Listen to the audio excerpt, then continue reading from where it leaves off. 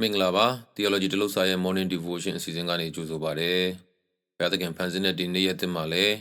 ဘုရားသခင်ထံကကောင်းကြီးမင်္ဂလာများစွာနဲ့တနေ့တာအလုံးရှင်လန်းအားပြည့်ပြီးဘုန်းတော်ကိုထင်ရှားစေနိုင်သူများဖြစ်ကြပါစေ။ဒီချိန်မှာခဏလောက်ကိုယ်တိုင်အဖဘုရားသခင်ထံဆုတောင်းခြင်းနဲ့စာပြုကြရအောင်။အဖဘုရားဖော်ပြတော်မူပါ။တမန်တရားလမ်းကိုဖော်ပြတော်မူပါ။ကိုရရှင်အလင်းကိုပေးတော်မူပါ။တနေ့တာလုံးကိုရရှင်အလင်းတော်ထဲမှာတွာလာတတ်စေတော်မူပါအဖဘုရား။ယေရှုတင်လက်တပါးတော်တော်သခင်ယေရှုနာမ၌အစပြုပါ၏အာမင်ဒီနေ့မှာတော့ကျွန်တော်ရှင်မသက်ခရစ်ယာန်ခန်းကြီး21အငယ်42ကနေအငယ်43ကိုဖတ်ရှုပြီးတမန်တရားကိုဆင်ခြင်နှလုံးသွင်းကြမှာဖြစ်ပါတယ်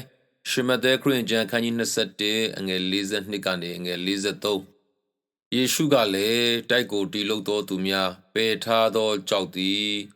နောက်တစ်ဖန်တိုက်တောင်အထွတ်ဖျားသို့ရောက်ပြန်၏ထိုအမှုသည်ထာဝရဘုရားပြုတော်မူသောမူဖြစ်၏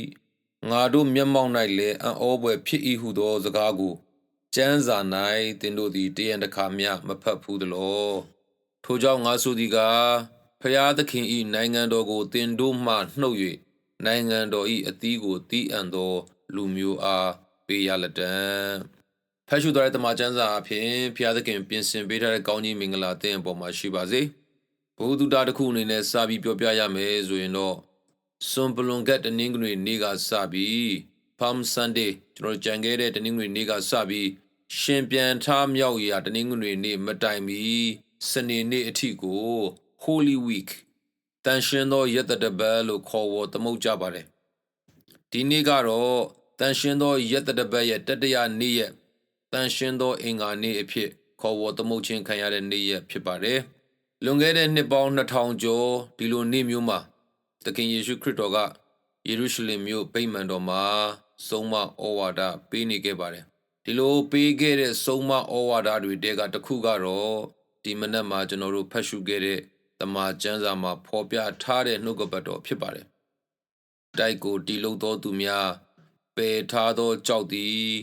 နောက်တစ်ဖန်တိုက်ထောင်အထွတ်ဖျားသို့ရောက်ပြန်၏ဒီစကားကတော့စာလံ118အငယ်22ကနေအငယ်23မှာဖော်ပြထားတဲ့အရာလည်းဖြစ်ပါတယ်အဓိပ္ပာယ်ကိုစဉ်းကျင်ကြည့်ရင်တော့တိုက်ကိုတိဆောက်နေတဲ့သူတွေရှိတယ်အဲ့ဒီလူတွေကသုံးမရဘူးလို့ယူဆပြီးဖယ်ထားတဲ့ကြောက်ကနောက်ဆုံးမှာတော့ထိတ်ဆုံးအထွတ်အဖျားကိုရောက်သွားတယ်ဆိုတဲ့အဓိပ္ပာယ်ဖြစ်ပါတယ်တိုက်ကိုတိဆောက်နေတဲ့သူတွေကသုံးမရလို့ဖယ်ထားတဲ့ကြောက်ကနောက်ဆုံးတော့ထိတ်ဆုံးအထွတ်အဖျားမှာအသုံးဝင်သွားတယ်ဆိုတဲ့အဓိပ္ပာယ်ဖြစ်ပါတယ်အဓိကအပြင်သခင်ယေရှုခရစ်တော်ကိုဘလို့ညင်းပယ်အဆုံးမှာတော့သခင်ယေရှုခရစ်တော်ကထိတ်ဆုံးကနေအုပ်ဆိုးမှာပဲဆိုတာကိုသိစေတာဖြစ်တယ်လို့လည်းနားလည်မိပါတယ်ဖိလိပ္ပိဩဝါဒစာခန်းကြီး2အငယ်10ကနေအငယ်17မှာကြည့်ရင်လည်းတိကျပဲကောင်းကင်တတဝါမြေကြီးတတဝါမြေကြီးအောက်၌ရှိသောတတဝါတည်းဟူသောခတ်သိမ်းသောတတဝါတို့သည်ယေရှု၏ဘွဲ့နာမတော်ကိုဒူးထောက်၍ယေရှုခရစ်သည်သခင်ဖြစ်တော်မူ၏ဟုနှုတ်နှင့်ဝန်ခံသဖြင့်ခမည်းတော်ဘုရား၏ဘုန်းအသရေတော်ကိုထင်ရှားစေကြမည်အကြောင်းတည်းလို့ဖော်ပြထားပါတယ်လူသားတိုင်းမဖြစ်မနေသိထားတဲ့အရာတစ်ခုကတော့သခင်ယေရှုကိုဘလို့ပဲညင်းပယ်ဒီနေ့မှာတော့ကျွန်တော်တို့အားလုံးသခင်ယေရှုခရစ်သားလျင်အရှင်သခင်ဖြစ်ကြောင်းဒူးထောက်ဝန်ခံကြရမှာဖြစ်ပါတယ်သခင်ယေရှုခရစ်တော်ကိုဘလို့ပဲညင်းပယ်ဒီနေ့မှာသခင်ယေရှုခရစ်တော်သားလျင်အရှင်သခင်ဖြစ်ကြောင်းဒူးထောက်ဝန်ခံကြရမှာဖြစ်ပါတယ်တပြိုင်နက်တည်းမှာပဲတိုက်ကိုတီလုတ်သောသူများပယ်ထားသောကြောက်သည်နောက်တစ်ဖန်တိုက်တောင်အထွတ်အဖျားသို့ရောက်ပြန်၏ဆိုတဲ့ဒီကျမ်းစကားကကျွန်တော်တို့လိုဂျူးလူမျိုးမဟုတ်တဲ့အခြားသောလူမျိုးများအတွက်လည်းသတင်းကောင်းဖြစ်ပါတယ်သခင်ယေရှုခရစ်တော်ရဲ့အချိန်မရောက်မီအထိဂျူးလူမျိုးမဟုတ်တဲ့ကျွန်တော်တို့လိုတပါးမျိုးသားတွေကပယ်ထားခြင်းကိုခံထားရတဲ့လူတွေလိုအနေအထားမှာရှိခဲ့ပါတယ်ဒီလိုမျိုးပယ်ထားခြင်းကိုခံထားရသလိုဖြစ်ပေမဲ့သခင်ယေရှုခရစ်တော်အားဖြင့်ဖခင်သခင်နိုင်ငံတော်ရဲ့အထွတ်အဖျားမှာသခင်ယေရှုခရစ်တော်နဲ့အတူရှိနေခွင့်ရမယ်ဆိုတာကိုလည်းဒီနှုတ်ကပတ်တော်အားဖြင့်သိရပါတယ်ပရိညင်တရားသစ်လက်ထက်မှာကျွန်တော်တို့နားလည်တဲ့အရာတစ်ခုကတော့သခင်ယေရှုခရစ်တော်အားဖြင့်ဖခင်သခင်ရဲ့နိုင်ငံတော်အတွက်ရွေးချယ်ခံထားရတဲ့လူမျိုးတော်ကကျွန်တော်တို့ဖြစ်တယ်ဂျူးလူမျိုးတစ်မျိုးပဲဖခင်သခင်ရဲ့ရွေးချယ်ခံထားရတဲ့လူမျိုး အထူးအခွင့်အရေးခံလူမျိုးလို့ထင်နေတာတွေယုံကြည်နေတာတွေကိုဖယ်ရှားဖို့လိုပါတယ်။သခင်ယေရှုခရစ်တော်ကိုယုံကြည်သောသူများကစစ်မှန်စွာဘုရားသခင်ရဲ့ရွေးချယ်ထားတဲ့ဘုရားသခင်ရဲ့နိုင်ငံတော်အတွက်လူမျိုးတော်ဖြစ်ပါတယ်။နောက်ဆုံးအနေနဲ့တော့ဒီတိုက်ကိုတီလုတ်တော်သူများပယ်ထားတဲ့ကြောက်ဆိုပြီးဖော်ပြချက်နဲ့ပတ်သက်ပြီးဒီဂျူးလူမျိုး rabbi တွေပြောပြတတ်တဲ့နောက်ခံအဖြစ်ပြက်လေးတစ်ခုကိုပြန်ပြောပြကြပါတယ်။ဒီဆိုရိုးကဘလို့ဖြစ်လာတာလဲဆိုရင်တဲ့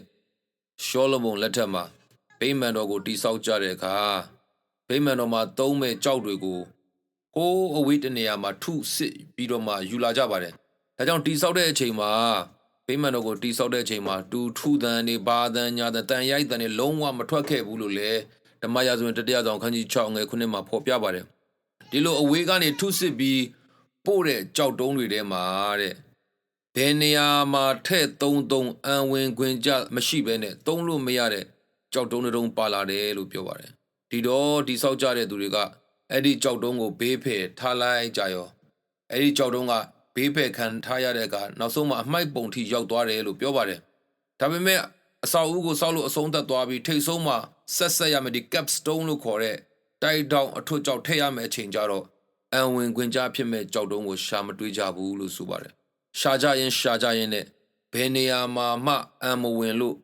အမိုက်ပုံကိုပြစ်ထားတဲ့ကြောက်တုံးကိုပြန်သုံးလိုက်တော့မှထိတ်ဆုံးမှာအံဝင်ခွင်ကြဖြစ်သွားတယ်ဆိုပြီးဂျူးလူမျိုး rabbi တွေကဒီကျမ်းစာကိုရှင်းပြကြတာသိရပါတယ်။သင်ခန်းစာယူမိတာကတော့တခါတလေကြရင်ဘယ်နေရာမှာမှ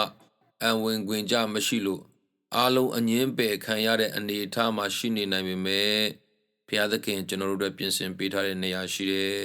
။ဘုရားသခင်ကကိုယ့်အတွက်အံဝင်ခွင်ကြဖြစ်မဲ့နေရာကိုပြင်ဆင်ပေးထားတယ်။အဲ့ဒီနေရာမရောက်သေးသေးကတော့ဘယ်နေရာမှာမှအံဝင်ခွင်ကြမရှိသလိုဖြစ်နေမှာပါ။အငင်းပယ်ခံနေရသလိုဖြစ်နေတတ်ပါတယ်။ဒါကိုသင်ခန်းစာယူမိပါတယ်။အနှစ်ချုပ်အနေနဲ့ကတော့သခင်ယေရှုခရစ်တော်ကိုဘလို့ညင်းပယ်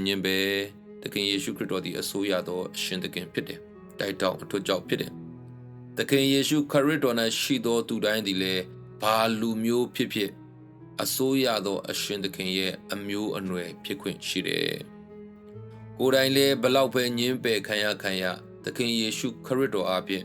ကိုယ့်အတွက်အကောင်းဆုံးနေရာတစ်ခုဘုရားသခင်ပြင်ဆင်ပေးထားတယ်ဆိုတာကိုသိဖို့လိုတယ်။ဒါရှင်တော်ဝိညာဉ်တော်ဘုရားတာ၍သင်ကိုဖွင့်ပြပါစေ။ခဏလောက်ဆုတောင်းရအောင်။အဖဘုရားသခင်ယေရှုတင်တယ်။ခရစ်ယာန်နိုင်ငံတော်ထဲမှာမြင့်မြတ်သောနေရာကိုပေးသောကြောင့်ယေရှုတင်တယ်။သခင်ယေရှုခရစ်တော်အားဖြင့်ခရစ်ယာန်သားသမီးဖြစ်ခွင့်ရခြင်းအတွက်ယေရှုတင်တယ်။ခရစ်ယာန်ကဲ့သို့အမြင့်ဆုံးသောဘုရားသခင်ယေရှုခရစ်တော်ကိုရောကိုကိုးကွယ်ခွင့်ရနေသောကြောင့်ယေရှုတင်တယ်။အမိပြုခွင့်ရသောကြောင့်ယေရှုတင်တယ်။ကိုရရှင်အဖဘုရားသခင်ကိုရရှင်ကိုယခုအချိန်တည်းကစပြီးအရှင်သခင်အဖြစ်ဝန်ခံယုံကြည်နိုင်ခွင့်ရနေခြင်းအတွက်ယေရှုတင်တယ်ယေရှုတင်တယ်ယေရှုတင်တယ်ယေရှုတော်ပေါင်းတော်တပါးတော်သခင်ယေရှုနာမ၌ချီးမွမ်းတောင်းလျှောက်ကြပါရဖဖျားအာမင်